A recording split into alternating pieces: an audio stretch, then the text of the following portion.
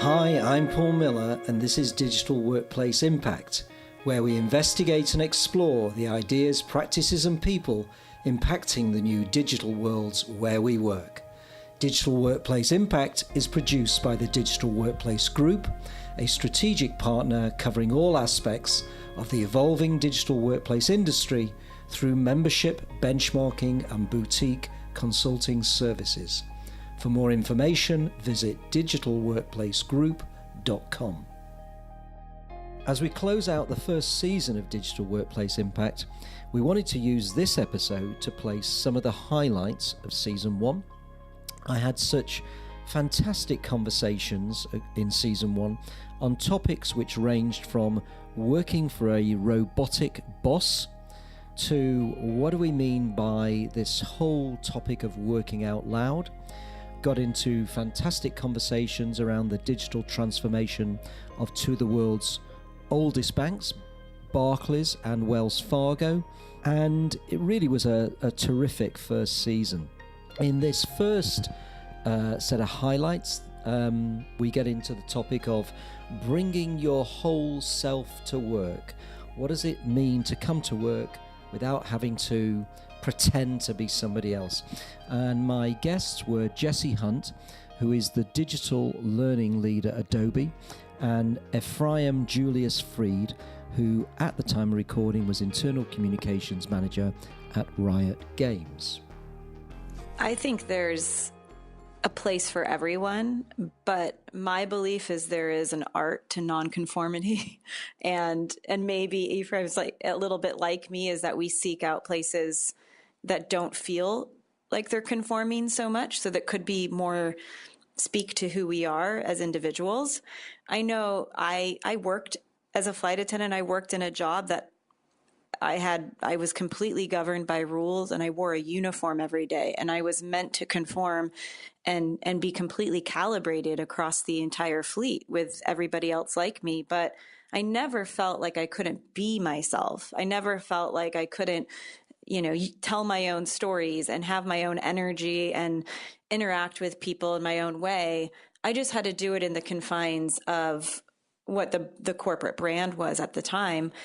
There's just different shades of being an individual. I'm someone who would live in my bathing suit on the beach every day if I could. I live for that environment, but I come to the office, I'm wearing high heels and pants today, and, I curled my hair, and, that's just something that it still feels okay. And so I think there's just all these different shades of individuality and what we're willing to conform to for social norms and what we're not. And you just have to know those non-compromisables for yourself. And that just takes a great deal of curiosity and learning inward, and so that you can bring that to the table. And I'm just wondering the relationship between what we're talking about and where technology, how technology has enabled some of this deeper experience of ourselves in work to come about. I'd be just interested to know, maybe, Ephraim, what you feel in terms of the role that technology is playing or played to enable this shift to the whole person in work. When I first got into the world of intranets, it was because it was kind of the dawn of enterprise social software. And I saw how that interactivity and putting people first rather than content necessarily offered the opportunity to build community, and especially across offices with colleagues that you might be able to connect with powerfully if only you had the chance. And so I think that one of the things that technology does, especially when it's social, when it's putting people first, is it creates many more opportunities for connection and community beyond the, 20 people that sit really close to you or that you might see when you go to the bathroom or the cafeteria or whatnot. I think that's one piece of it. I think also, Paul, there are some people who are really active on social media that are actually introverts, right? If you get them in the room, they're going to be much more quiet. And in some ways, technology allows people to connect even if they wouldn't be as comfortable doing it in person. And some people, I'm sure you've seen online, use online places to let more of themselves out than they feel comfortable doing in person. And so I think those are some examples of how technology lets people be themselves more. It doesn't guarantee it, but it does provide that opportunity. Yeah, and I'm also wondering about the impact that this has on recruitment and retention, because obviously there's a, I don't like the words war for talent, but there's a desire to get the best people, and if you ask particularly companies in the tech sector what's the biggest problem that they face, it's finding good people.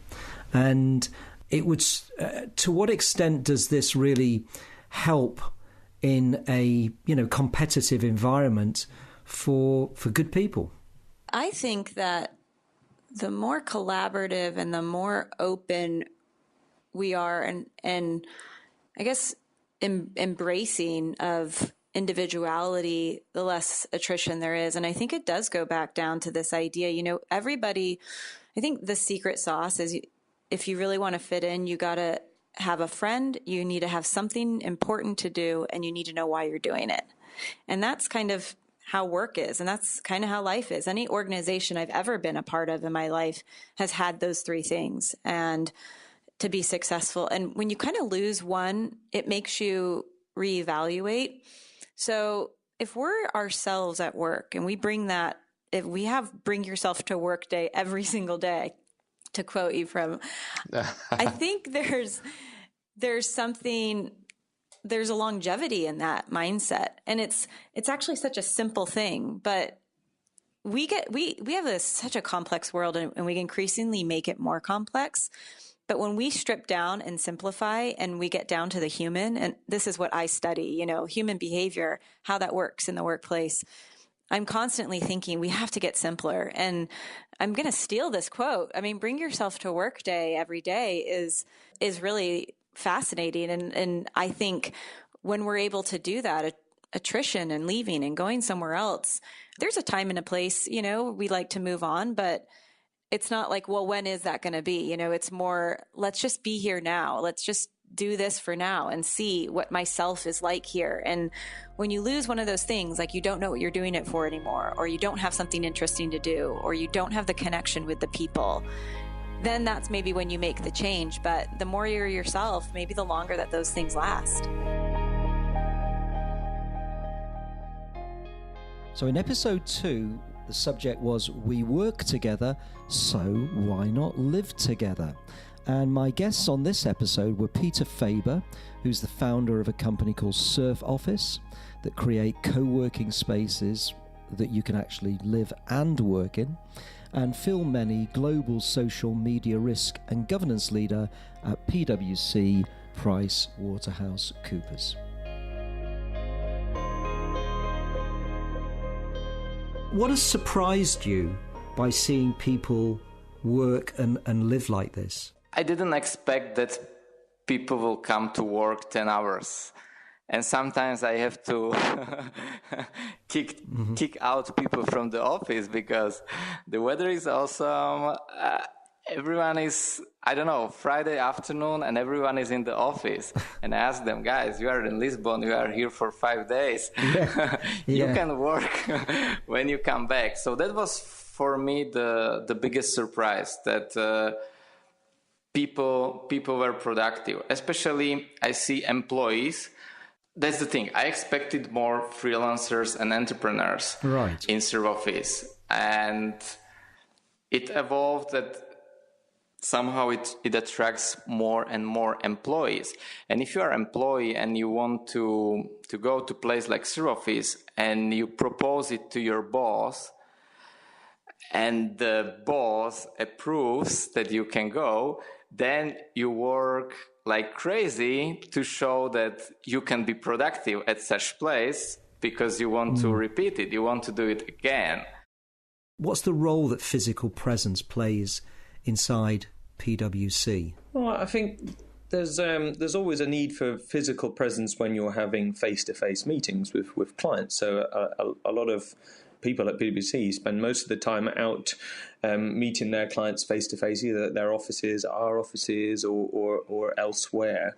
And that's clearly the way that it is. But when we're not out at clients and we're just doing other work, it's quite common to just work quite flexibly, really.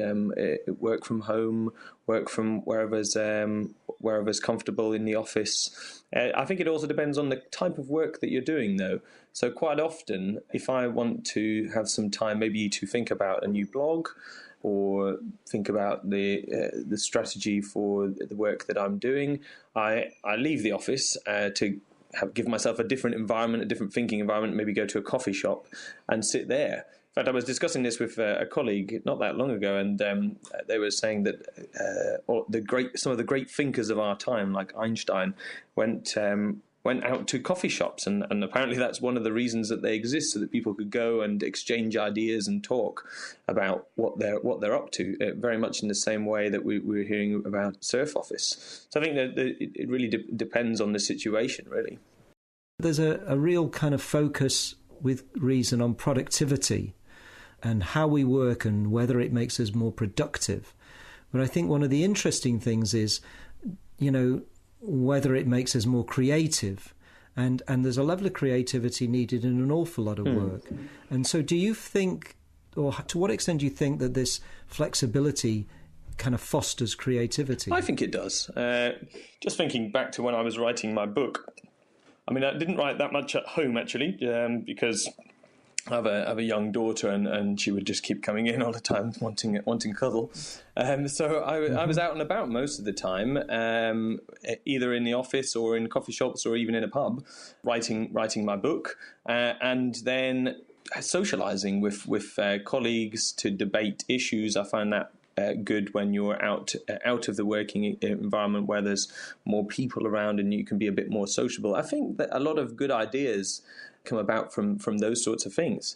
And just thinking again, I think a lot of this does depend on the type of work that you're doing. So at PwC, we have a digital environment in one of our offices, which is very much open plan, lots of sofas around, boards, big sort of prototyping areas where our people can come in, not in their suits, in whatever is comfortable, and when thinking about digital, they can come together even with our clients to help them think about new ideas for technology and apps and things. And I think that's a very deliberate move to have a different environment to allow that. Not saying it's right for everything, of course, but I think you need an option of a few different spaces depending on what it is that you're trying to do. Sometimes if you're writing a big report, you may just want to go away and have some quiet time on your own to write. But sometimes if you want to bounce ideas around,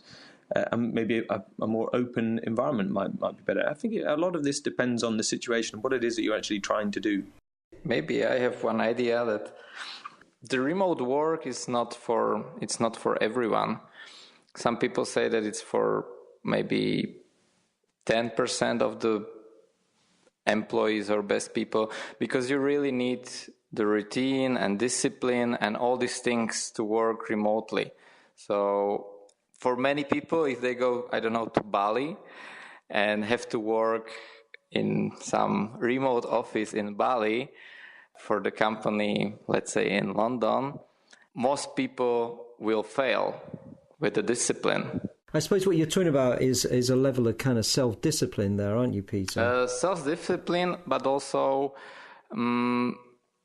it's not for people who just graduated and start a new job, because they don't have much experience, they don't have much work experience in general. And remote work is quite challenging because it's a lot about communication, how to write properly emails, and that everyone can understand you. Because in the office, there is always the solution that your colleague doesn't understand you by email or by chat, so you just stand up and go to talk to that person or have a meeting. In remote work, sure, it's a bit complicated. So people who work remotely, they are usually very good, very skilled in communication.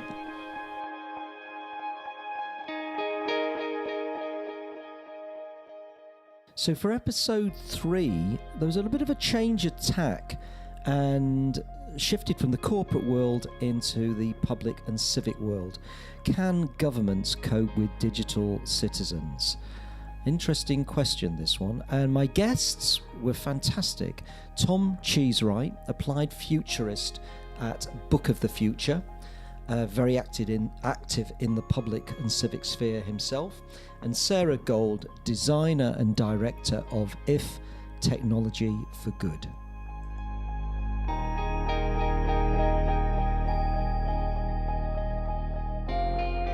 Why is it you're so attached, or what is it about the future that means you just completely love thinking about the future? Yeah, I don't know. I don't know whether it was my mum going to see Star Wars when I was in the womb, or the early exposure to science fiction, which was the sort of the dominant genre when I was young. But I've always been obsessed with, I guess it's really the appliance of science. It's about what we can be as a race, what we can be as human beings, by leveraging what no other species on this planet has, which is this ability to use our brain power and the elements around us to build tools that improve us and improve our lot in life. And so, I don't think I would have put it quite so sophisticatedly back then when I was reading the original Usborne Book of the Future, after which my business is named. Back then it was about robots and lasers and things that I found fascinating. But now, there's a level of political engagement in it. There's a level of desire, I guess, for us to be what we can be. And in a lot of ways, science seems the route to that possibility for me. I think if you look at what's happening with libraries, or what could happen with libraries, that they are a key kind of public institution involved in a little bit of the sharing economy. But I completely agree with you, Tom, in terms of the term. And also the sharing economy is actually a bit of a hoax.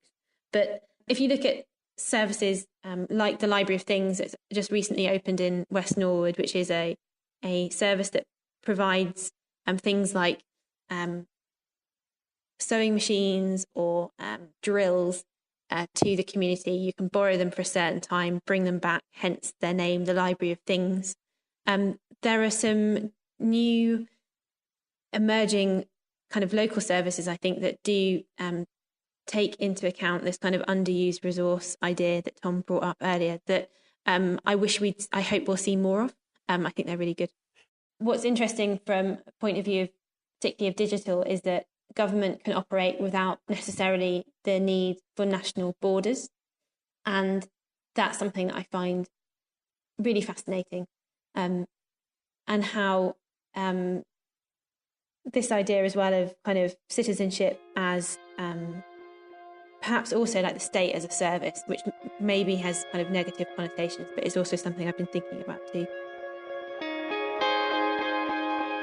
So in episode 4, the subject was, is it really noisy working out loud? We've all heard about working out loud, and I've even started doing a lot more working out loud, partly because I was inspired by the guests on this episode, Kelly O'Connor, who at the time of recording was service manager for digital workplace at Bank of New York Mellon, BNY Mellon, and Isabel de Klerk, trend catcher, fire starter, and sparkle architect, as Isabel calls herself, at Kluwer Training. I say it's basically about two things. It's about connecting with people online. That's the first element. And the second element is it's about showing your work. And Paul, when I started implementing Working Out Loud in my organization like 9 months ago, I explained Working Out Loud to my colleagues. And you have to know that there was a lot of resistance against working out loud, and they saw it as a threat. And at first I was surprised by this resistance. They were saying things like, social media, Isabel, it's superficial, it's narcissistic crap. I don't have the time to do that. And then I was thinking, why does this resistance come from? And I think that the resistance should not surprise us, because working out loud takes a lot of courage to work out loud.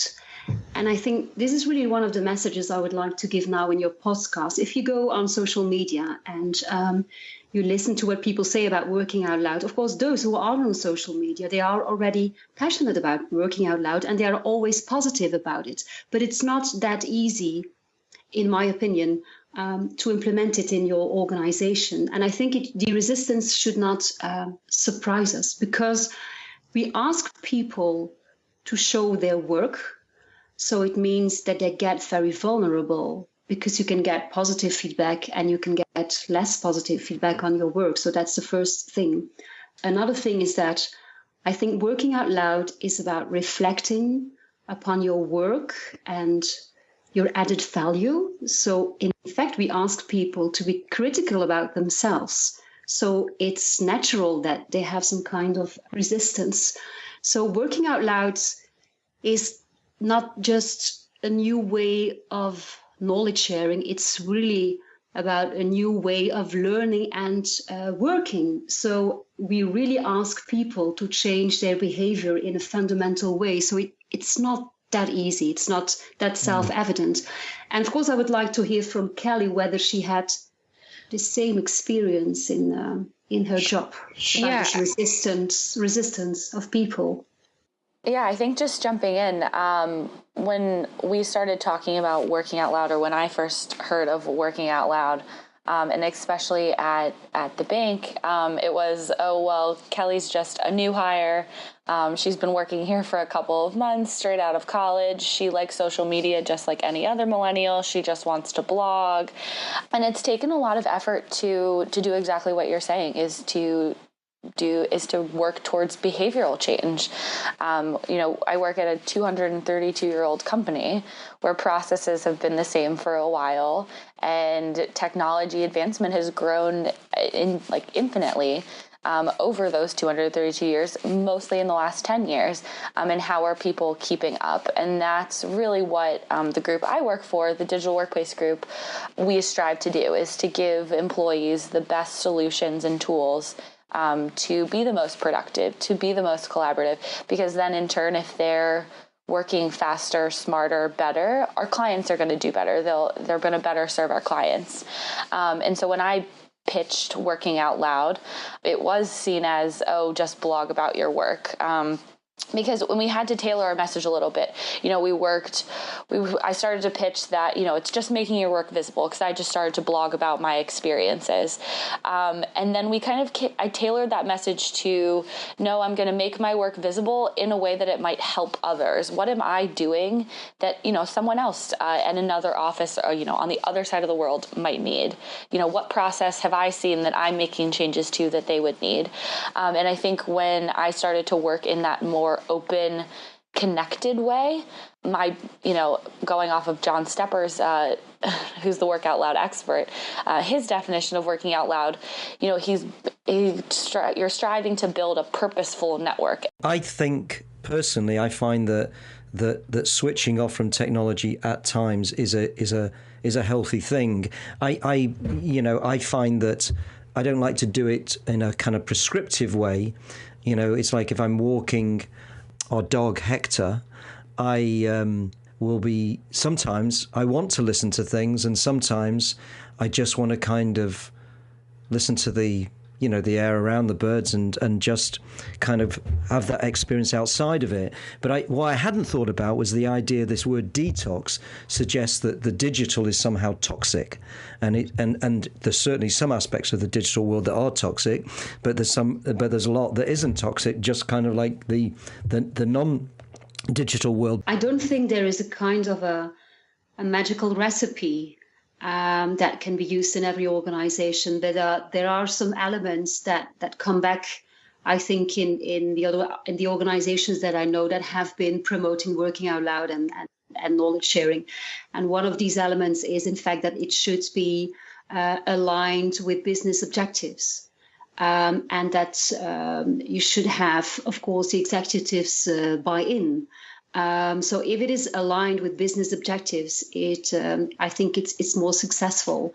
If it's just implemented, for example, Jammer or Jive as a kind of a tool, then it just doesn't work. Another thing is that what I did at Kluwer Training is I really started with a workshop, after a 2-hour workshop. And I focused on not the advantages for the organization, but I focused on the advantages of the individual, of, having your network, growing as a professional, being more efficient, etc. And what is also important is that I really gave them the time to exercise this new kind of what I call a language, because that's what also people tell me, being present on social media, it requires a new kind of language, and people of my age, they are not used to it, because it's a more concise language. And I really gave them some exercises to practice that. Another thing that I did is that in my Yammer community, I have some ambassadors, so I'm sure that there will be regular posts. And I think that for each community, you really need like a community manager who reacts to other people's posts, etc. So this alignment to business objectives, giving them a workshop focusing on individuals' advantages, giving them help with the tool and with the language. And then these ambassadors are some critical success factors.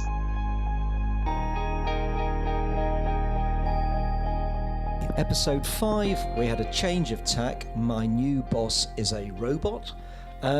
Finding great content is a kind of fascinating process. And with this, I heard the story from Dan O'Hara, who at the time of recording was Senior Vice President for Digital Workplace at Avanade, and he was talking about his experiences of working for a robot in the form of Uber.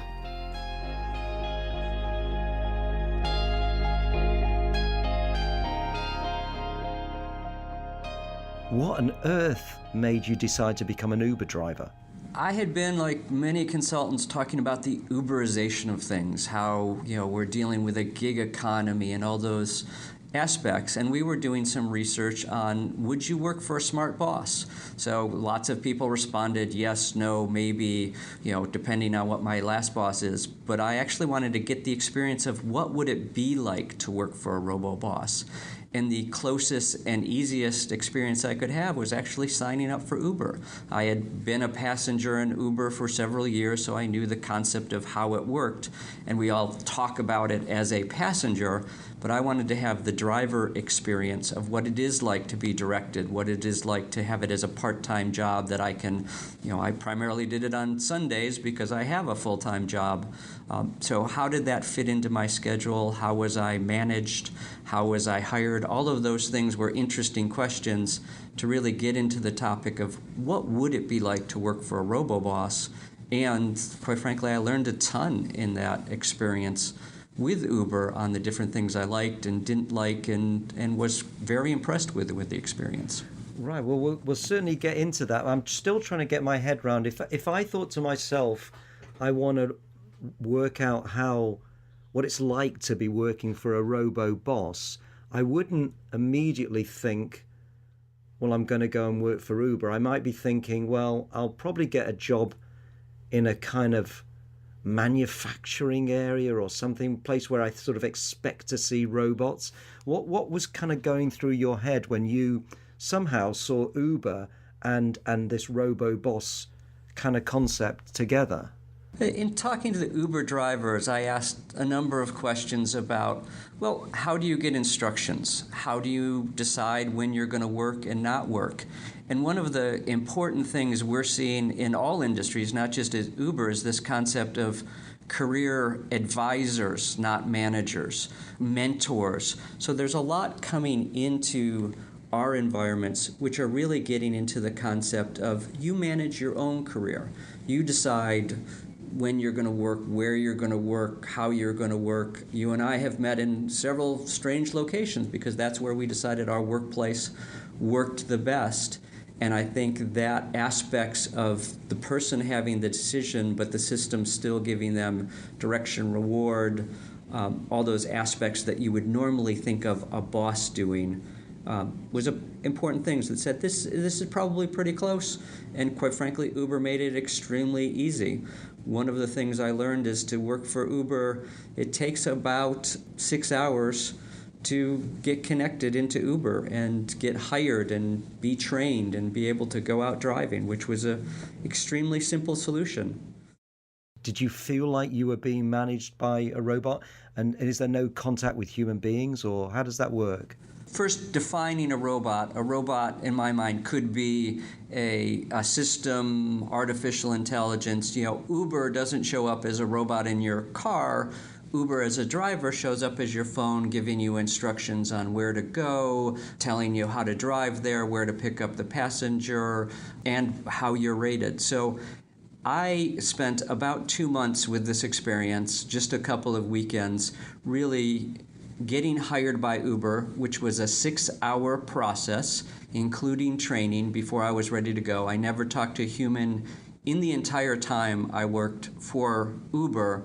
I never talked to anybody at Uber. I talked to plenty of passengers at Uber, but everything came through either the website when I did my initial sign up or through my phone when I decided, okay, when's a good time to go? And Uber would send me a text and go, there's a festival downtown this weekend. They'll need a lot more drivers.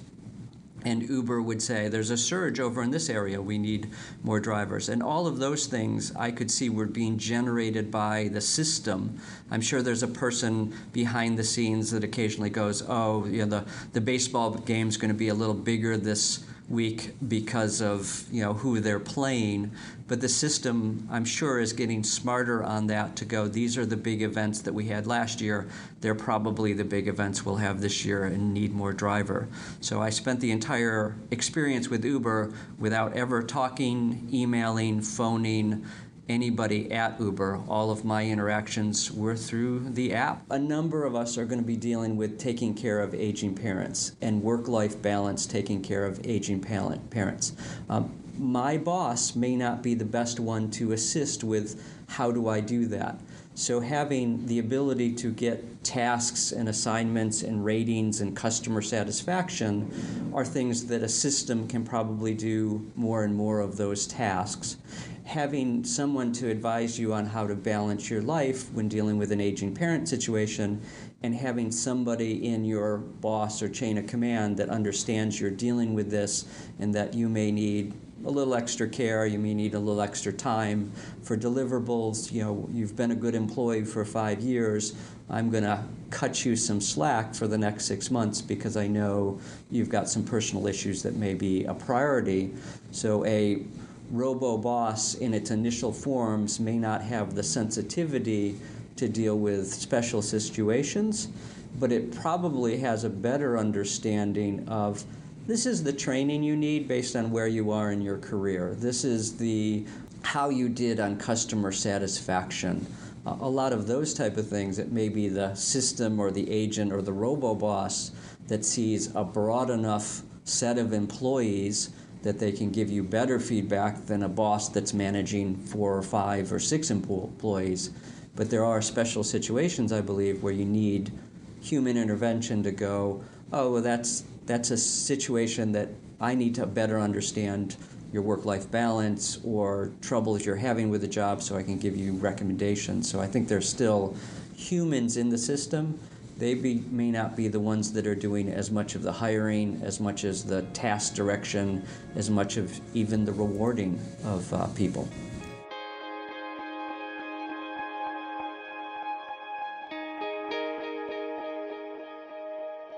As we get into the halfway point, episode 6 of series 1 of season 1, we went into the subject of how passionate people create the best digital workplaces.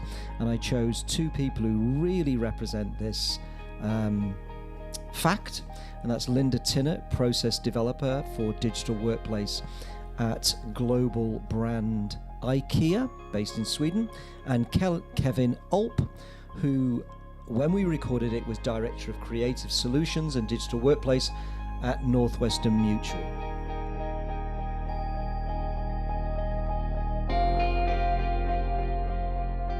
I think it was the fact that working with internal communication many people did, and there was a view on it, and there's a whole industry around it. But I didn't fall in love with the traditional content-based internal communication. For me, it was when I was sort of forced in a way, or asked to explain the importance of certain internal communication. And why should we have that? And how should it work? And what was the benefits? And when you start to dig into that, behind the content, behind the corporate news, behind all those sort of surface things or message things only, but really look at the flow of information between people through systems that are really making the company go round. And you understand that is a little bit like the pulse. That was the internal communication that sort of attracted me. And then I felt like if I can be part of supporting that information flow, making sure that those conversations can happen, make sure that all types of communication, no matter what it is, whether it's checklists or to-do lists or meeting minutes or whatever, all of those are available for the people who need it when they need it, then I can make a difference. So I don't know if it's me or if it's Swedish or if it's also the company I worked in that sort of asked me to really explain why, but that somehow made me think about where do I really contribute? And I felt like making sure that could work in a good way. That's where I could make a difference. Well, Paul, that your question is so cool because it's really a nature or nurture question, right? Is it something that's innate inside of people, or is it something that can be brought out? And I think that we hire and try to bring people into this movement at Northwestern Mutual who have the technical skills, with the assumption that there is passion within everyone. If you can find a way to be able to tap into that, if you can find a way to be able to find what really gets them excited about it. I'm just sitting here, I'm listening to Linda, and I'm having a personal epiphany because I know the last 5 years of my career here has been among the most engaging, among the most rewarding that I've had in a fairly long career. And I do think curiosity probably has something to do with it. It's looking at how we do work and how it's changed, and how digital workplace has the potential to change that exponentially over the next decade. I'm going to date myself. I was still in the world where when I went out early in my career and came back to the office, I had a stack of pink slips on my desk, which were message slips on calls that had come in when I left. And you think about how different our world is today from that, where you can stay connected wherever you are. It's that curiosity perhaps is part of what makes my passion and drives my passion. I can definitely feel that there's a drive and there's a need now to really make sure that our coworkers have, the digital workplace experience to be able to meet the customers in a good way. And it's I've always felt that I've had good support, but I feel now that there's also a strong need and drive and pressure also to really make sure that we deliver it a good way. So we could really accelerate maybe the experience and then the tool set and everything for the coworker over the next couple of years. But of course, needing to do that in a good, sustainable way, making sure that it supports the business and not disrupt the business. So, yeah.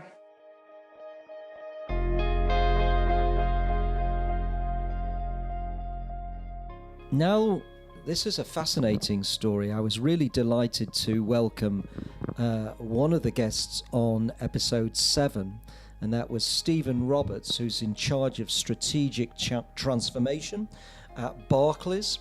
And he came to our home to do the recording, and the topic was digitally transforming two of the world's oldest banks. And my other guest was Christy Punch, who is a product manager at Wells Fargo. Hope you enjoy this one.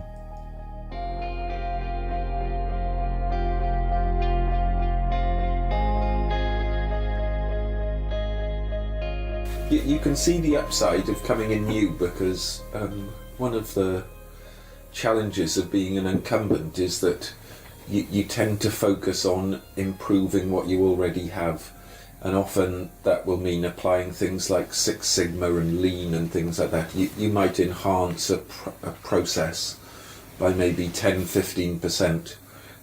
A new team coming in will look at a process without any of that knowledge from before and say, what does the customer want? So say, I don't know, it takes 2 months to get a secured loan for a company. Of course, you don't want it to take 2 months. You want to be able to give that loan instantly or the next day. And a new company coming in would just look at it like that and say, what do I have to do to get that the next day, rather than trying to improve what you have at the moment. Sure. You might eventually get there. So that's the upside of someone new, but there's no reason why an incumbent, so an older company like us, can't think in exactly the same way. And I think that mind shift to think like a startup is a big deal. We did a couple of things that probably led to everything else. So we put free Wi-Fi into our branches 4 or 5 years ago now, but we did it for some selfish reasons, which was to help download mobile banking with the customers in the banking hall. Within 6 months, we'd become the largest distributor of Wi-Fi in Europe, and we started picking up on social media how kids were arranging to meet in our branches. Wow. And that was quite profound, because no one wants to go to a branch of a bank. They go there because they have to. And for the first time in our history, we had people wanting to come in our branches. The other thing we did, we made the largest ever corporate purchase of iPads in the world at the time, to the extent we were invited to Apple's quarterly results. So we did 10,000 iPads. That was to make a statement to staff that we meant business in digital. But I'll just finish both of those weren't and what happened with the iPads was completely unexpected. We thought the staff would love having them and celebrate what we'd done. Instead, the staff, a large proportion of staff, didn't use them. And when we went and talked to them, they said because they were embarrassed to ask what should they do with them and how should they use them. And that was a profound turning point in our digital transformation. At that point, we realised any idiot with money can go off and buy iPads and buy Wi-Fi. The profound thing is that digital transformation involves people. And we realised, how would we ever convince our customer base to become digital if our colleagues weren't confident about digital? And that began the journey with Digital Eagles that led to all sorts of other things. So it was an unintended outcome that we reflected and acted upon. What started happening out of the Digital Eagles was just magical and wonderful stuff, where the volunteers or the staff who became Digital Eagles who volunteered. So just for people listening who won't have heard the term Digital Eagles, and I've become immersed in the term Digital Eagles and kind of talked about it all over the world. Tell us the Digital Eagles story, and what is a Digital Eagle? So it continues from that purchase of the iPads. So we had 10,000 iPads that weren't being used, and one of the things with us puzzling, oh blimey, what have we done here, was it had happened around Christmas, and we'd been talking to each other how interesting it was that our parents, so our kids' grandparents, would adopt technology not from their children, who, because I get really wound up with my dad when you're trying to explain how to use an iPhone or whatever, but my children will spend all the time in the world and have patience with the grandparent. And we were thinking, if only we could replicate that within the organisation. And so we asked for volunteers, and we knew it had to be face-to-face, not computer-based training, which no one likes in the bank. So we asked volunteers. We had 300 volunteers, of which we chose 20. and those 20 became the digital eagles. And then we mapped out so that one of those 20 over a 6-month period would visit every one of our 1,600 branches. And we said, just go in and sit with them as though you're the grandchild, and get their own phones out and the iPads we've given them and just help them. And we thought, well, you're bound to meet somebody like yourself in each branch. Ask them if they'd like to be a digital eagle. And so began the journey. Within 2 months, we'd got 3,000 volunteers. We're now up to about 17,000 in the UK and another 17,000 in Africa. And they just started doing outreach to the community, helping the community become digitally savvy. Not about banking, but about anything. And that led us on a journey where we thought this is more than just telephone banking or online banking or a new type of banking. This is a profound thing that's happening to society, and we've embraced digital ever since. Christy, just tell me, when you're listening to Stephen's Barclays journey, I mean, where's Wells Fargo on this trajectory so far, would you say? Yeah, I think that we're well on our way. I don't know if we're moving at the pace as Barclays, or that we got quite an early start, but we have several programs across the organization that allow team members to be part of the digital transformation. And what I really like about Digital Eagles and some of the programs at Barclays is it has that everyone's welcome at the table to be a part of this kind of evolution. And I feel like at Wells Fargo, we're taking a similar approach. We have a innovation team member network that any team member can be a member of, and it provides opportunities for sharing across the organization, things that different groups are doing, opportunities to learn about new financial technology or fintech. And it also provides team members with the opportunity to be pilot testers or be able to use some of the new things that we'll be introducing to our customers. So it allows team members to kind of get the sneak peek and be able to provide input and ideas into those new products or new services. And so for me, I really like this approach of leveraging your team member base to really drive the innovation or drive the digital transformation, and just saying, everyone's welcome to be a part of this. Everyone's welcome at the table.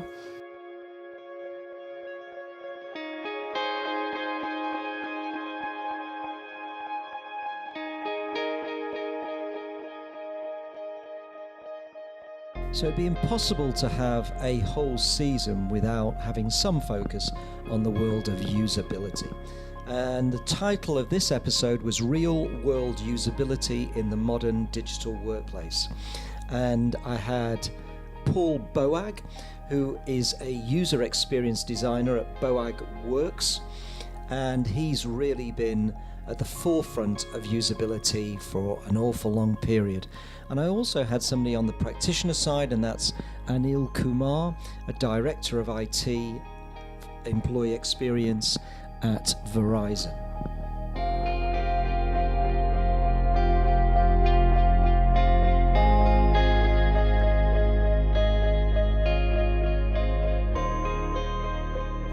It would be great just to have you explain, Anil, how you see the work you do and the role that you carry out at Verizon. So I play a role of employee experience director in Verizon.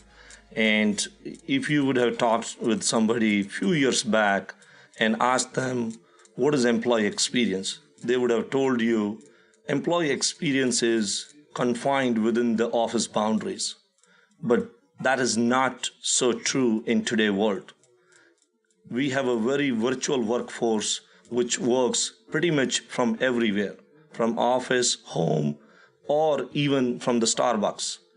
So in that case, we have to draw parallels between the customer journey and the user journey. What does that mean? Now the employee experience is not confined within the boundaries of office. Instead, it starts from anywhere whenever they want to touch anything about work. Paul, I can hear you nodding in agreement. Yeah, absolutely. I think that's spot on. I think the workplace has changed radically, hasn't it, over the last 20 years?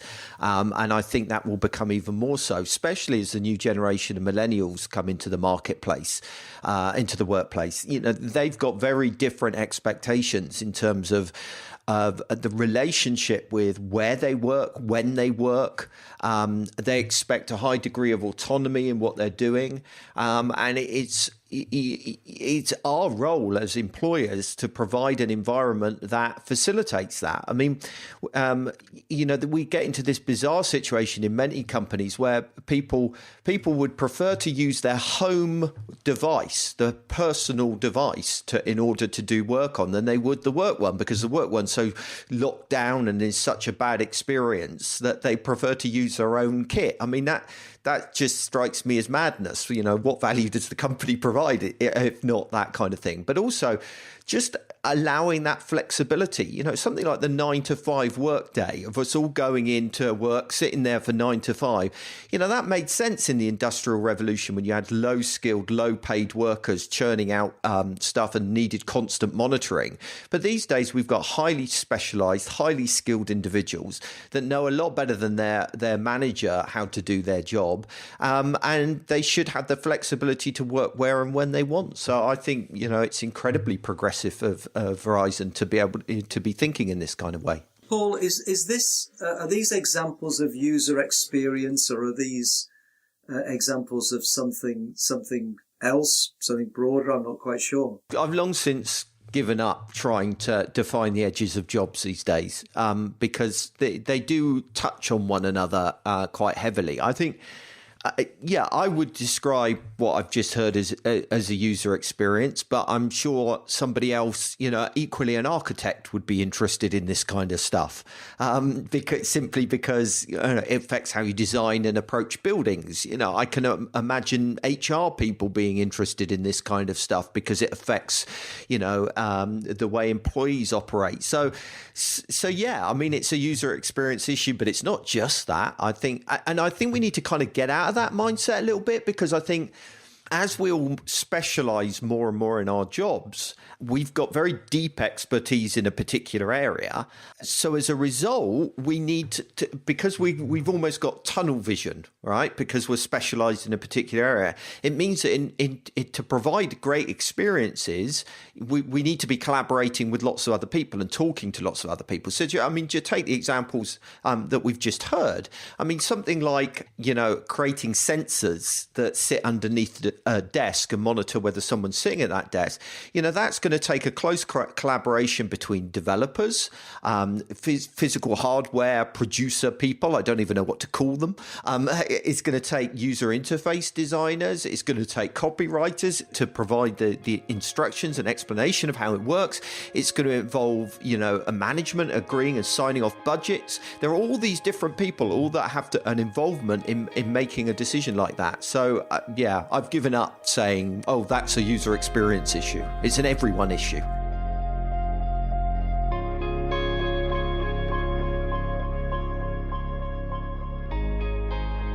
One of the fun things about hosting the podcast is choosing the content. And one of the goals is to try and keep the content varied.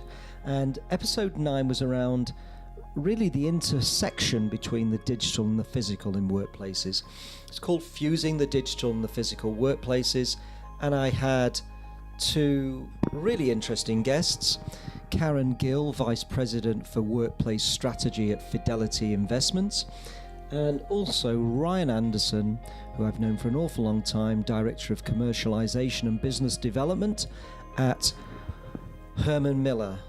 You can't call Herman Miller a furniture company because they're so much more than that, but I hope you enjoy it.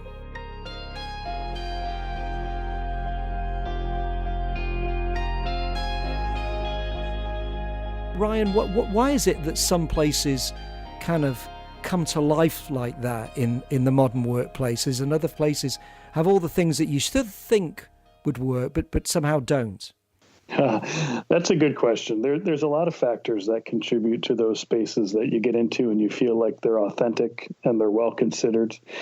Karen mentioned one of them, which is how aligned is the experience within the space with those things that are core to the culture of the organization? I mean, you should really feel when you go into a space that you've immersed yourself in that culture, and it should be authentic.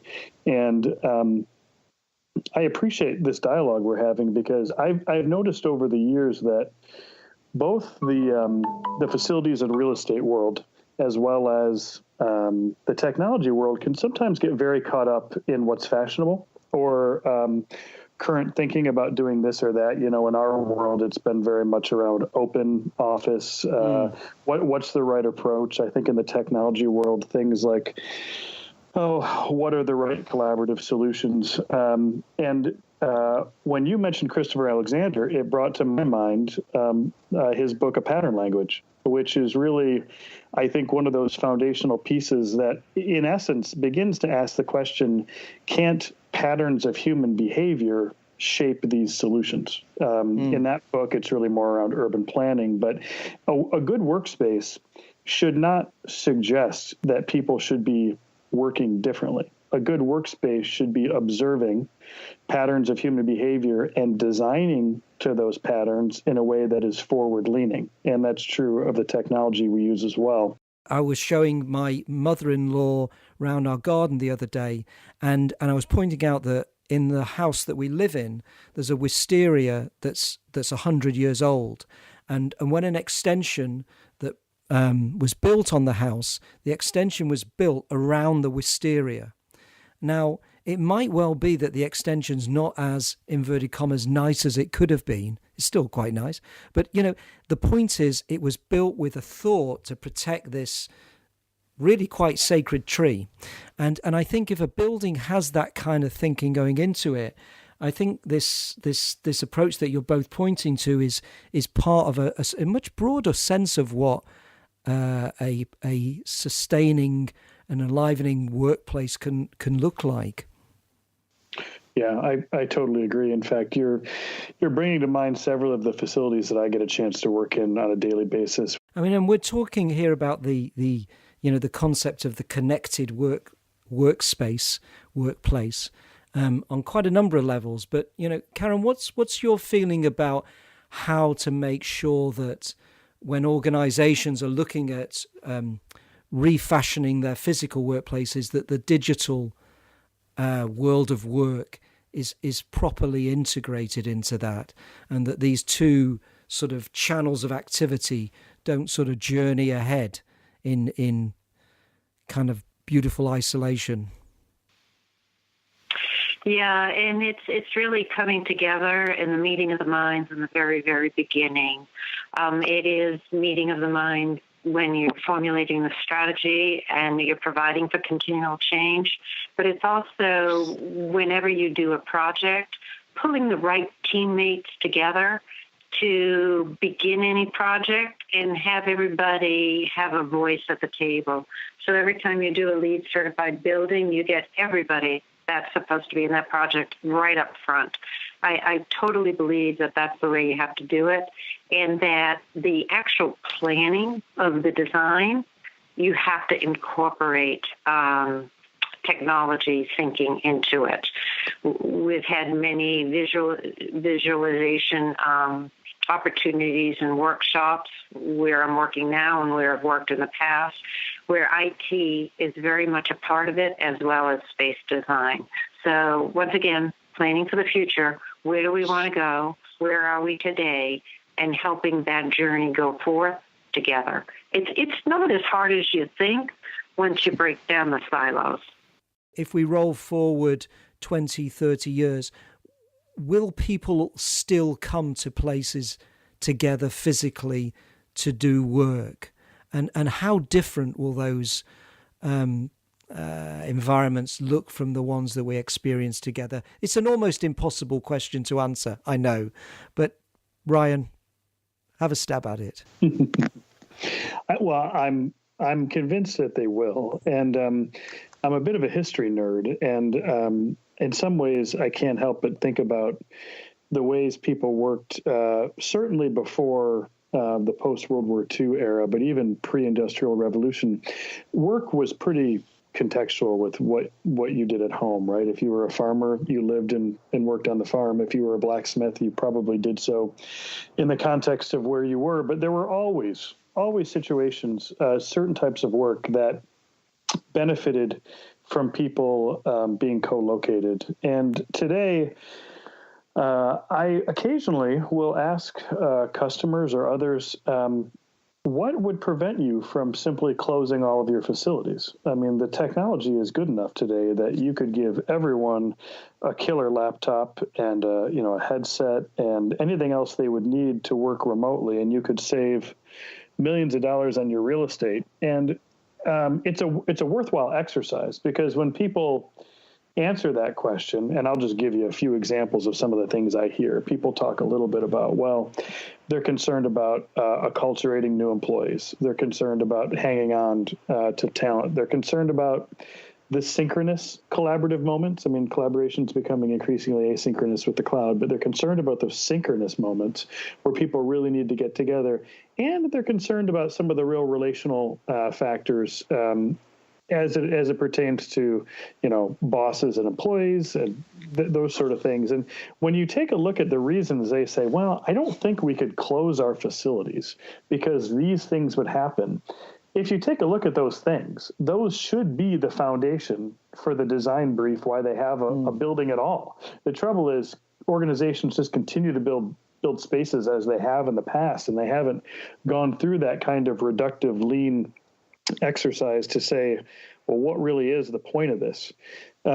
If I look to two different edges of the status quo, I think we can find some interesting things. One is I just spent last week in Silicon Valley. I'm fortunate to spend a lot of time there.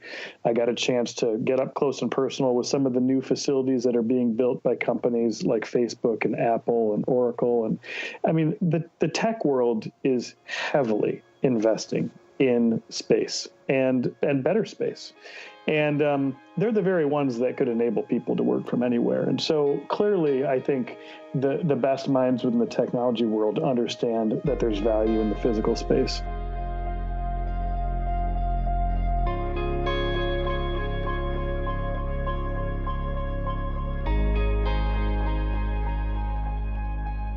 Episode 10. Wow, what can you say about episode 10? This was fascinating. A shorter episode, a little darker episode, which I hadn't really expected.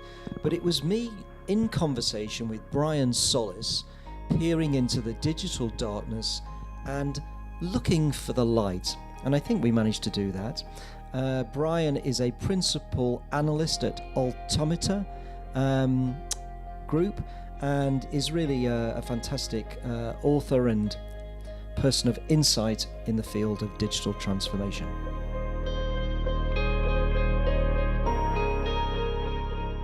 I don't think that leaders around the world, both in government and business, we'll just say just in any industry, didn't anticipate the impact of information or misinformation in the lives of everyday people, and how social networking in particular created a perfect storm for navel gazing, accidental narcissism, as I call it, sort of this idea of influence or false influence, and more importantly, the rapid network effect of misinformation or the disintermediation of misinformation. And so you have essentially a society that was blindsided by this perfect storm, and experts who were so busy focused on perpetuating technology and implementing new technologies into our professional and personal lives that we didn't see the anthropological or sociological ramifications of this storm. I'm kind of thinking about this in terms of the subject for today, which is, is there a future for work? So work's under investigation. And one of the things that's been running around my head is whether work is something that's just going to persist through this digital age. Obviously, we're seeing all of the implications of AI and software and the automation of work, do you think this is going to enhance work, or do you think work itself might morph into something quite different in the future? Not even sure whether we'd call it work. I love another difficult question from me, Brian. Exactly, sir. I was just thinking, all right, how do I tackle this? Oh my God! What time's the plane? These are great. Exactly. I'll just ask them to wait. These are great questions, and I have to tell you, there's so many factors here. We also haven't. The one thing that's very interesting, I'll just take a step back, and it sort of applies to both questions that you've asked thus far, which is this. Innovation outside of our perspective, let's just call it technological advancements, let's call it disruption, we're not even done. And I think we're making decisions, and we're looking at responses to all of these things based on an aging infrastructure that we've just put off on fixing because I don't know, maybe we were caught in a state of future shock. Maybe we didn't necessarily believe that all of these changes would happen so fast. We've all talked about how World War III would be one that was started with the cyber attack, and that's decades of conversations around that subject, and here we are surprised that power grids are getting shut down around the world, that elections are being hacked, that malware is globally shutting down or crippling businesses around the world. This is a long time coming, and when it comes to the future of work, it's the same sort of challenge. We haven't taken a step back to look at our aging infrastructure and to see what needs to be repaired, but also what we don't have infrastructure for to support yet. And on that note, I can't think of anything else that's going to be more disruptive in the future of work than artificial intelligence, machine learning, robots, which are already starting to take and will take more white-collar jobs than I think we're ready to admit. So yes, there will be a future of work, but we have a choice here as architects of the future of work to decide what is going to be replaced and what makes sense at scale for technology and automation. And its impact on the human workforce, and then more importantly, how do we take that human workforce and also students at university, for example, and train them for the jobs of the future right now. And this is where, like in society, we're just not having those meaningful conversations or taking meaningful action to basically take control of what that answer is going to be, and thus risk that answer being dealt to us. Personally, I as an analyst, there's a lot of my work that I know is going to be automated, and I have to deal with that. And here I am, what I would believe is mid-career, having to reimagine what I want to do when I grow up, because the robots have changed my course. And I think this is an area that we all need to internalize. What are we going to do about the looming shifts in work? Episode 11, it strikes me, looking at what was in season 1, is really rich, varied set of content. This was really about the subject of knowledge management, and particularly whether knowledge management could really help us create a better world. My guests were Giovanni Piazza, Head of Global Information and Knowledge for KPMG, an individual I've known for many years and have grown to like a great deal, consider him a friend, and Jean-Claude Monet, who at the time of recording was Chief Knowledge Officer for Microsoft Services.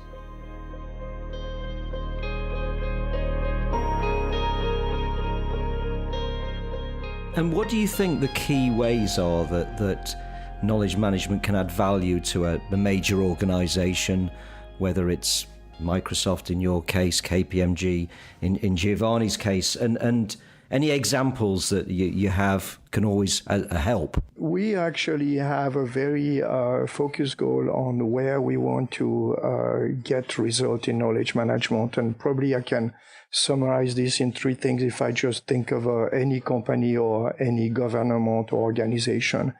Number one is productivity, and productivity is achieved through operation excellence. If you think of when you reuse a practice that has been proven, you are predictable in the output quality, in the time, therefore the cost. If you're talking customer, and the customer loves things that are predictable, so it's customer satisfaction. That's how you can improve your margin. And so on. So productivity is clearly a key achievement, an outcome of applying knowledge management. The second one is innovation. It's interesting that we're still fighting the breaking down of the silos to share knowledge across enterprises or companies. And innovation is about reusing ideas or methods from others. It's not innovation that is creation of new ID. So more you can find ways to harness all the great ideas a company has, more innovation you can bring. And the third one is we live in a world of complex problems. I'll take an example outside of the enterprise, which is like Ebola. If you look at how Ebola was treated, I wish I could have done something at the time to say, but there are all these, pocket of knowledge around the world from people who don't even speak the same language.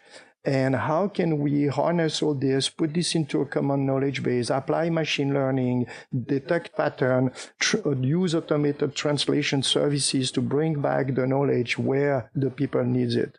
So that's why I got personally involved into a project for Zika, because we need to provide knowledge management practices into area like solving complex problems like that. And there's no single person today that has all the knowledge that is required to solve problems. So whether it is in the enterprise or whether it is in the world in general. So to go back to the title of this podcast, the AKM can save the world. And this is really interesting, isn't it, Giovanni? I mean, I somehow ended up writing a book in 1997 called Mobilizing the Power of What You Know.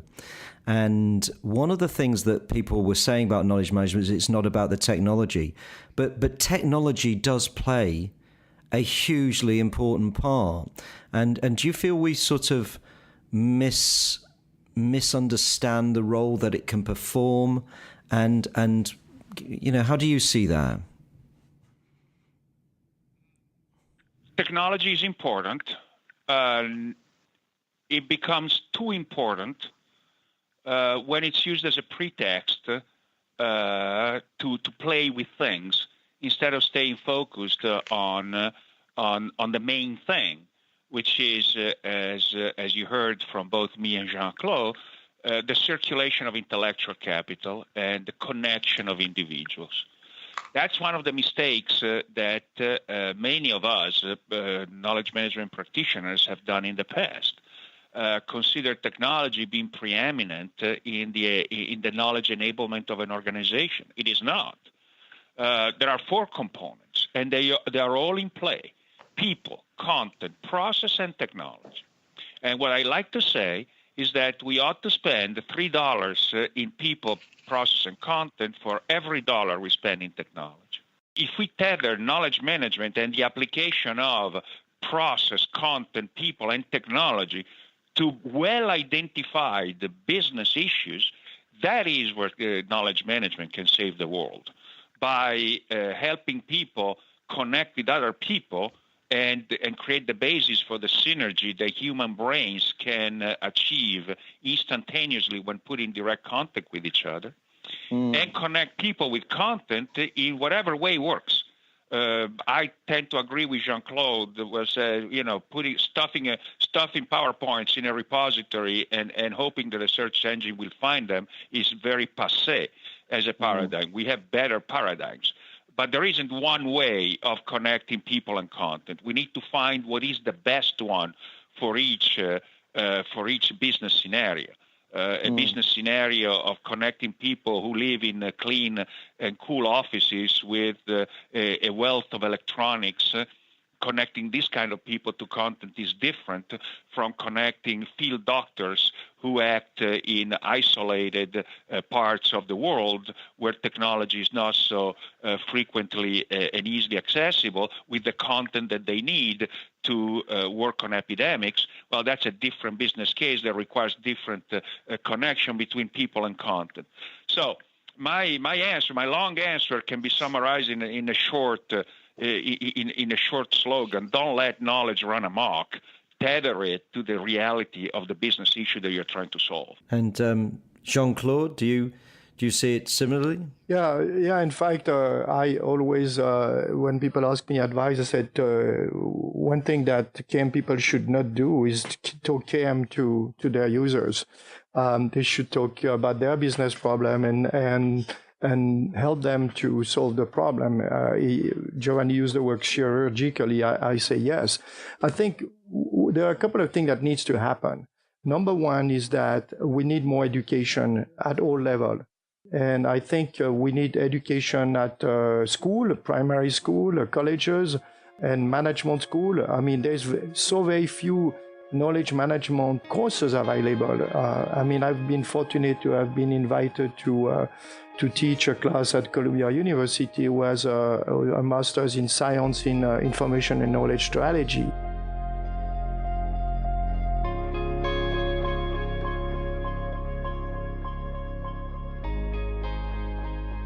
So for episode 12, the idea here was to really get into the subject of measuring a digital workplace. It doesn't get any tougher than that, does it? And the two people who came on the show for episode 12 were two individuals who work for the organization where I'm the CEO, Digital Workplace Group, Andrew Marr, who's a lead benchmarking evaluator at the Digital Workplace Group, and Chris Tubb, who's an intranet and digital workplace consultant for DWG. Hope you enjoy it.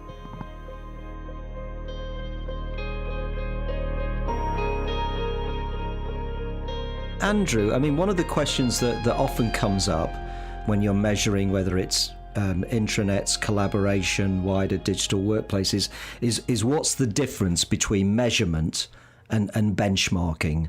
So just to kind of help me, can you explain how the difference?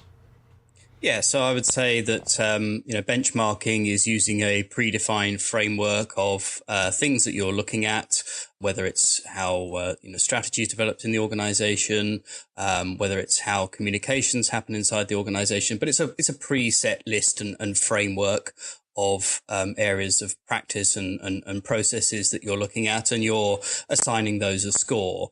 And then you're also giving some comparison with a group of other companies so that you get an idea of your relative performance against them. Whereas measurement, I would say, is just more about looking at the analytics. So, using a tool such as Adobe Analytics or Google Analytics, other analytics packages are available, but just to measure things that are peculiar to your organization. So you would set up your own framework of what it is that you're interested in, what it is that you want to keep an eye on, and the actions that you're going to take as a result of that as well.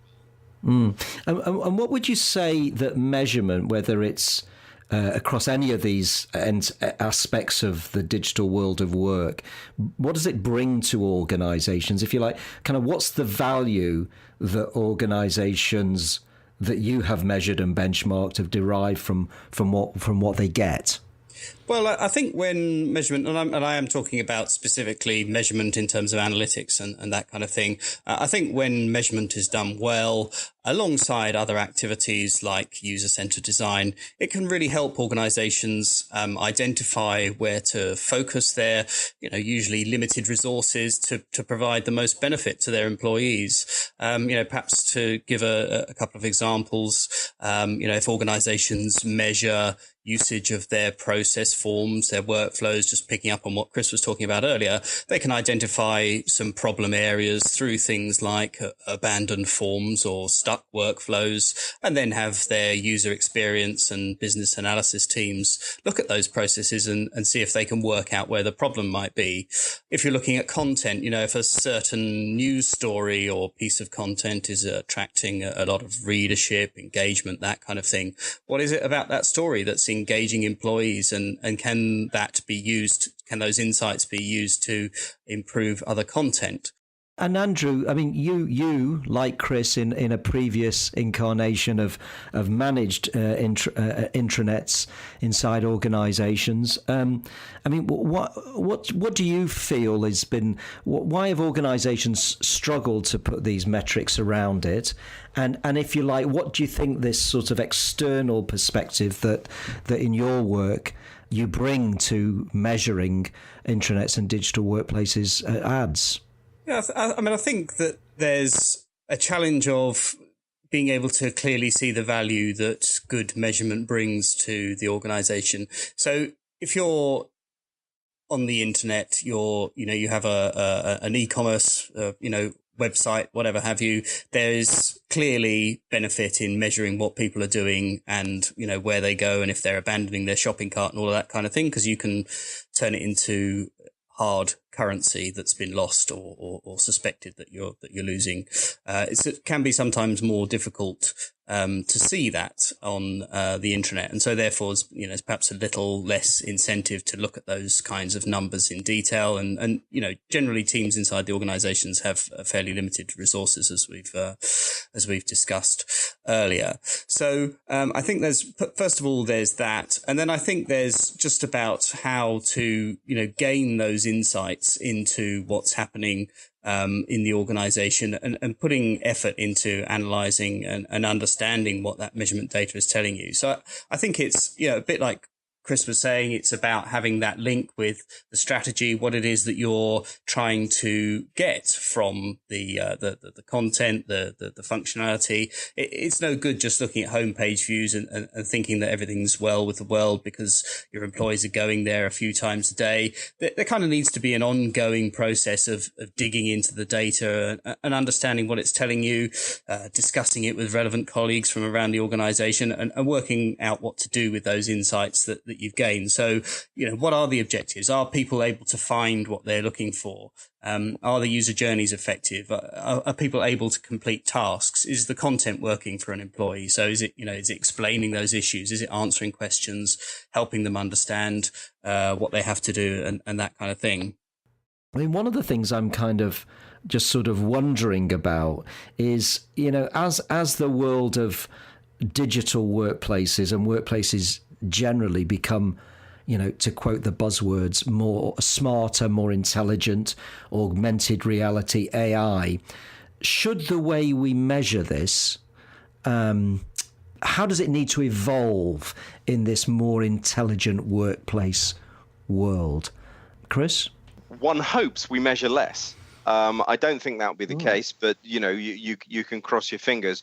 One of the reasons that we spend a lot of time doing measurement is to kind of model a sense of complexity that we can't as humans witness. You've got a system, let's say 100,000 people use it and they use it in lots of different ways.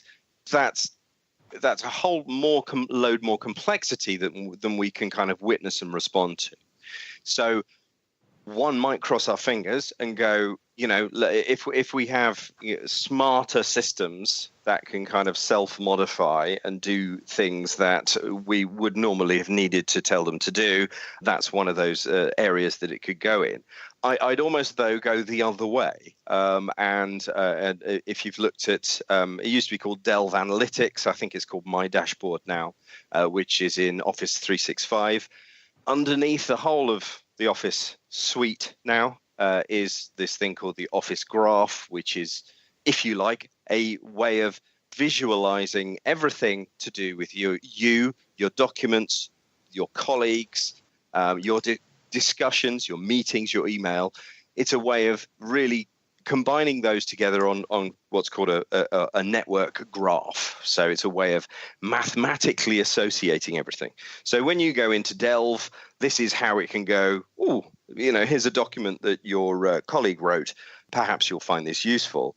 The My Dashboard stuff is particularly interesting because it's beginning to show your working life in a sort of a measurable fashion.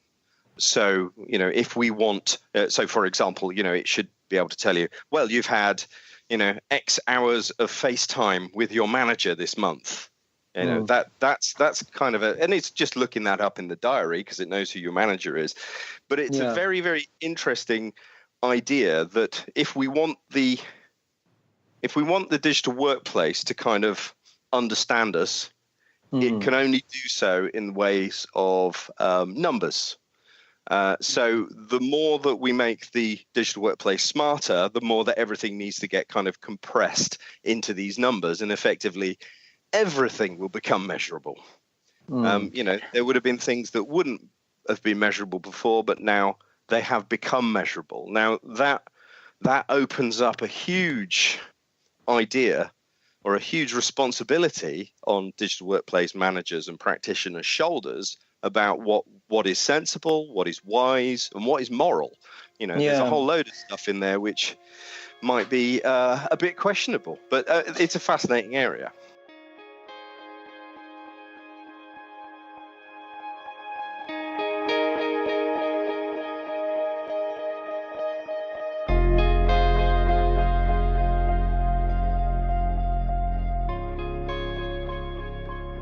Thank you so much for listening to what we like to call the Digital Workplace Impact Sizzle Reel, highlights of Season 1. We have some fantastic content in Season 2, about to do a recording with an individual in charge of knowledge at NASA, going to be getting into the Lord's cricket ground. I know it's a confusing sport, cricket, but it's somebody who's in charge of technology for that whole area. And we've already had out some content getting behind the scenes at Vodafone, who won a Digital Workplace of the Year award, and spent some terrific time at the Williams Formula One racing team. So fantastic content coming up and already there. Remember, you can subscribe to us on iTunes, Google Play, etc., and keep up to date with what we are doing at digitalworkplacegroup.com. Thank you for listening, and without you guys, we don't have a show, so thank you. Digital Workplace Impact is produced by the Digital Workplace Group, a strategic partner and boutique consultancy supporting more than 100 leading businesses and public institutions to advance their intranets and broader digital workplaces through benchmarking, research, and practitioner expertise. If you'd like more information, visit digitalworkplacegroup.com, and thank you for listening.